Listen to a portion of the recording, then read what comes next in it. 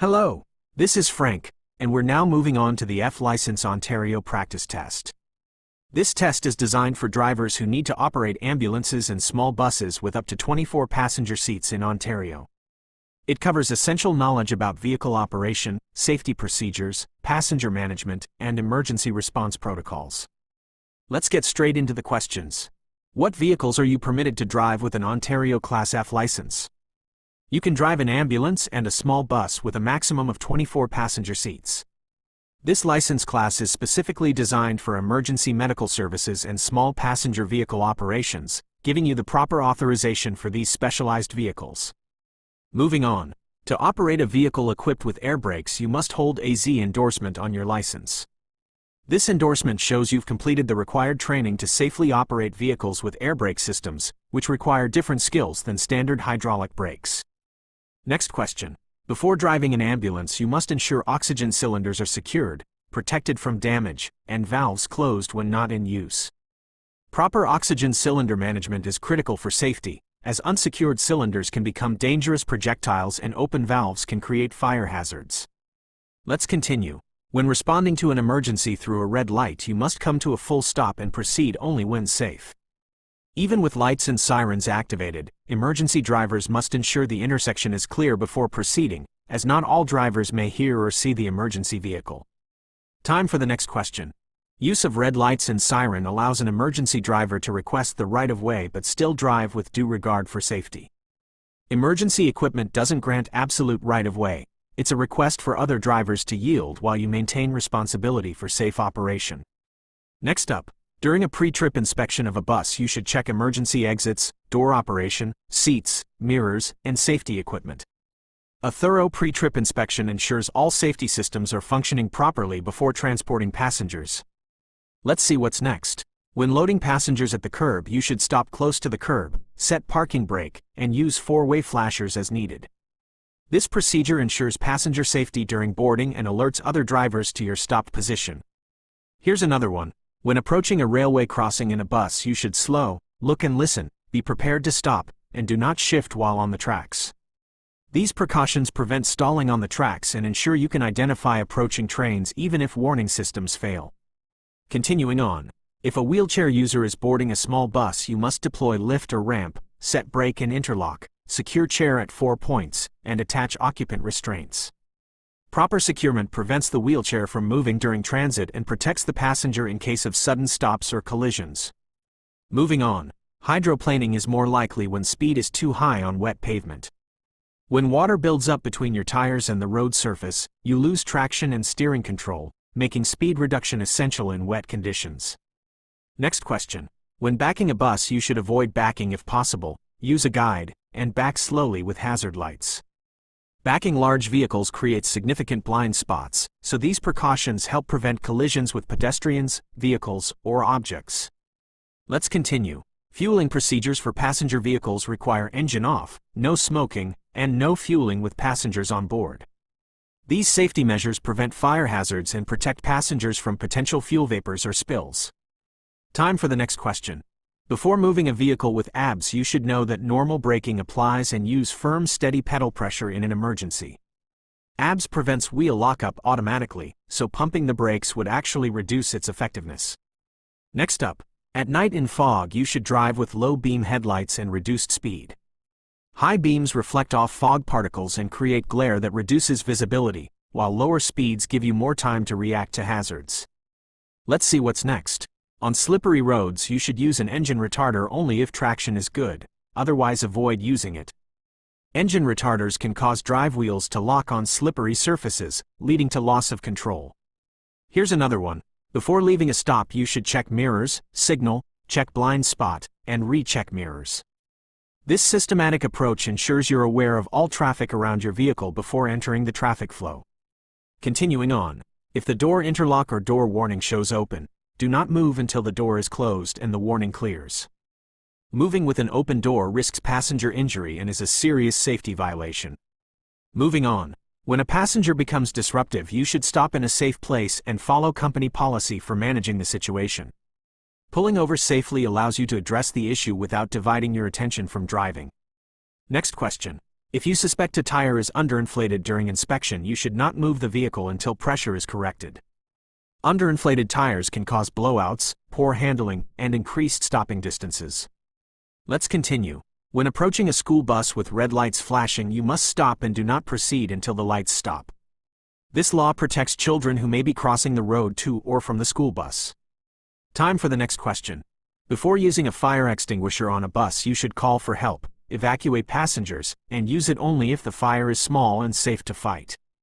Passenger safety is the top priority, and small fires can quickly become unmanageable. Next up, when carrying passengers, you must ensure aisles and exits are clear of baggage and other obstructions. Clear pathways are essential for emergency evacuation and prevent trip hazards during normal operations. Let's see what's next. Proper use of seat belts requires the driver to wear the belt at all times and ensure passengers use belts when provided. Seat belts are the most effective safety device in preventing injuries during collisions. Here's another one. When you are fatigued or ill, you should not drive and report to dispatch for alternate arrangements. Driving while impaired by fatigue or illness puts everyone at risk and is a professional responsibility issue. Continuing on. If brake pedal feel becomes soft or spongy, you should stop safely and have the vehicle inspected before continuing. These symptoms indicate potential brake system failure, which could result in complete loss of braking ability. Moving on. If your bus becomes disabled on the highway, you should turn on four-way flashers and place warning devices as soon as it is safe. These actions alert approaching traffic to the hazard and help prevent collisions. Next question. When stopping to load on a grade, you should set the parking brake and chalk wheels if necessary. These measures prevent the vehicle from rolling while passengers are boarding or exiting. Let's continue. If a headlight fails at night, you should stop in a safe place and repair before driving at night. Operating with reduced lighting creates visibility hazards for you and makes your vehicle less visible to others. Time for the next question. Crossing railway tracks with a manual transmission requires selecting the proper gear beforehand and not shifting while on the tracks. This prevents stalling on the tracks where you're most vulnerable to train collisions. Next up, when using a wheelchair lift, you must position on level ground, set brake, engage interlock, and follow lift procedures. These steps ensure the lift operates safely and the vehicle remains stable during the loading process. Let's see what's next. On a multi-lane highway, you should keep right except when passing or when traffic conditions require another lane. This practice maintains smooth traffic flow and reduces the risk of collisions. Here's another one. To manage space around your vehicle, you should maintain a safe following distance and adjust for speed and conditions. Proper space management gives you time to react to hazards and room to maneuver. Continuing on. When approaching a stale green light, you should cover the brake, scan, and be prepared to stop. A stale green light has been green for a while and may change soon, requiring readiness to stop safely. Moving on. When turning a large vehicle right, you should check mirrors, control speed, and avoid off-tracking into adjacent lanes. Large vehicles require wider turns, and proper technique prevents encroaching on other lanes or hitting curbs. Next question. If visibility is reduced by heavy rain, you should slow down, use wipers and defoggers, and increase following distance. These adjustments compensate for reduced visibility and longer stopping distances on wet roads. Let's continue. When leaving the driver's seat, you should secure the vehicle with parking brake, place transmission in park or low, and remove the key. These steps ensure the vehicle cannot move unexpectedly and prevents unauthorized use. Time for the next question. Daily inspection documents must be completed accurately and carried in the vehicle as required. These documents provide a legal record of vehicle condition and compliance with safety regulations. Next up, major defects found during inspection require the vehicle to be removed from service until repaired. Operating with major defects violates safety regulations and creates serious risks for passengers and other road users. Let's see what's next. If a passenger needs assistance to board, you should park safely, secure the vehicle, and provide assistance according to training. Proper assistance ensures passenger safety while maintaining your own safety and preventing injuries. Here's another one. When operating an ambulance at an intersection with a green light, you should scan for cross traffic and be prepared for drivers who may not yield. Even with a green light, emergency vehicles must watch for drivers who may not see or hear them approaching. Continuing on. Knowing vehicle height is important because you must avoid overpasses and entrances that are lower than your vehicle. Height strikes can cause severe damage, injuries, and service disruptions. Moving on. Use of a handheld phone while driving is prohibited and unsafe. Handheld devices create dangerous distractions that significantly increase collision risk. Next question. When merging onto a highway, you should use the acceleration lane to match speed and merge when safe. Proper merging maintains traffic flow and reduces the risk of collisions. Let's continue. If a collision occurs, you must stop, secure the scene, provide assistance, and report as required. These legal obligations ensure proper documentation and help for anyone injured. Time for the next question. When transporting standing passengers, you must ensure they stand behind the standee line if equipped and hold on to secure handholds. These requirements help standing passengers maintain balance during vehicle movement. Next up, using the parking brake to start on a hill helps to prevent rollback while you engage the accelerator. This technique is especially important with heavy vehicles or when carrying passengers. Let's see what's next. When descending a long hill, you should select a safe speed and gear before the grade and brake as needed to maintain control. Proper descent technique prevents brake overheating and maintains vehicle control. Here's another one.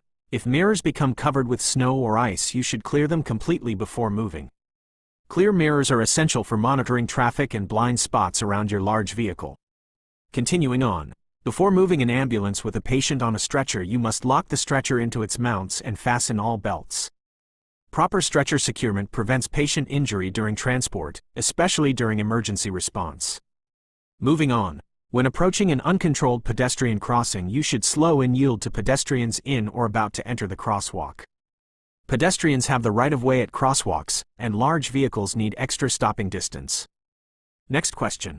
If you are unsure of a route restriction for your vehicle, you should plan an alternate route or confirm clearance and weight limits before proceeding. Planning ahead prevents getting stuck at low bridges or weak structures that cannot support your vehicle. And that completes this practice test. Great job working through these questions.